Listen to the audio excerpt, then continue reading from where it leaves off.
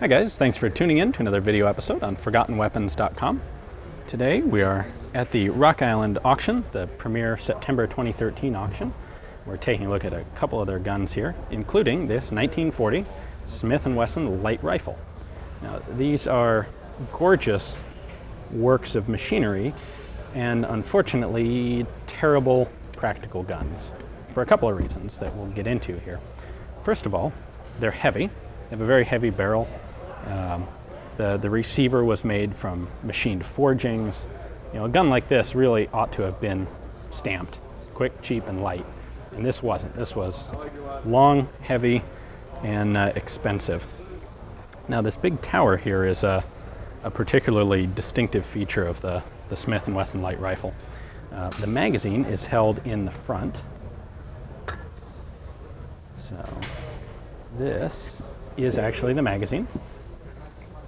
It's a double feed mag, not a bad design, except they designed this thing so the gun actually ejects out the back portion of this, which sounds great on like a static shooting range. It doesn't spray brass all over the place. However, it means that there is basically no way to get up inside and check the chamber or clear malfunctions. The chamber is actually right up in here.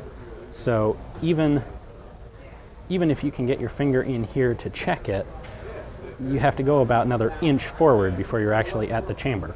So, you know, if you have a malfunction, clearing it is pretty much a total nightmare. Really, you have to either try to use a cleaning rod from the muzzle or field strip the whole gun. You see the bolt coming back there. From there, it has about another inch of travel.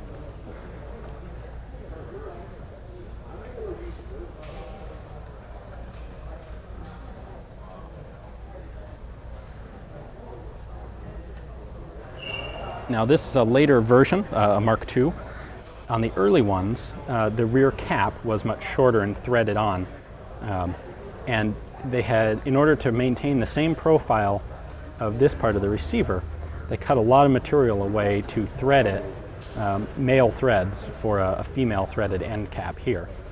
And they ended up with very little material left. Well, you combine that with the fact that these guns were designed and proofed for a 9mm cartridge that was about 30% lighter than the load that the British government was actually using, and you have a recipe for some serious problems. The British discovered that with their new and improved fairly heavy 9mm cartridge, after about 1,000 rounds the end cap would simply snap off the guns. Ultimately, the British put something around $1 million into Smith & Wesson for the development of these carbines, and they asked for their money back after less than 1,000 had been delivered.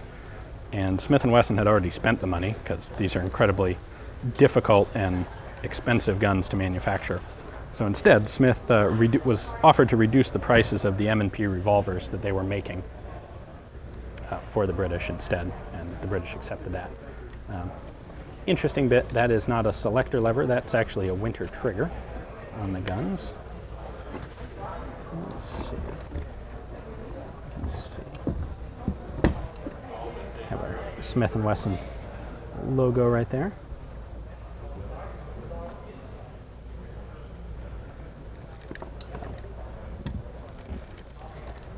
Ultimately, the British destroyed most of these, chopped them up and threw them in the Channel.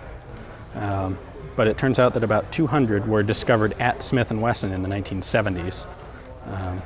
They were, after a little bit of lobbying, they were given an exemption from the NFA because they have a 9 3/4 inch barrel that would normally make them short-barreled rifles. And they were actually sold out onto the collector market. So that's why we still have a few of these around. They are not full auto, they're semi-auto only carbines. And neat little forgotten niche of history. So hope you guys enjoyed it. Thanks for watching, and tune back into ForgottenWeapons.com for more interesting World War II subguns.